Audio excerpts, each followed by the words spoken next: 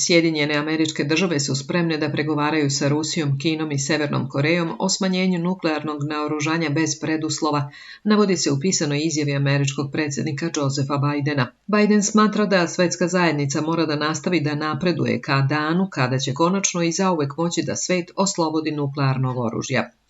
Sjedinjene Američke Države su spremne da pregovaraju sa Rusijom, Kinom i Severnom Korejom bez preduslova za smanjenje nuklearne pretnje.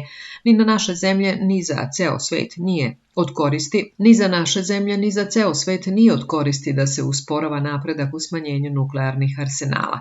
Smanjenje nuklearne pretnje nije važno uprkos opasnostima savremenog rata, već upravo zbog njih. Ovi nuklearni rizici podrivaju norme i sporazume na čijem smo stvaranju zajedno radili i suprotstavljaju se vitalnom redu današnjih Nobelovaca, rekao je američki predsjednik.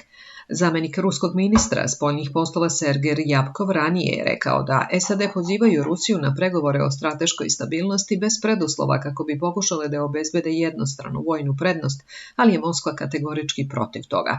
Ryabkov je skrenuo pažnju na činjenicu da pozivi SAD na pregovore o strateškoj stabilnosti sa perspektivom sklapanja novog ugovora o smanjenju strateškog ofanzivnog naoružanja imaju dvostruku svrhu. Pre svega, Amerikancima su potrebne ograničenja nuklearnog arsenala Rusije uz istovremeno stavljanje u zagradu nuklearnog oružja svojih evropskih saveznika, kao i naravno ukupne prevage Zapada u oblasti nenuklearnog potencijala.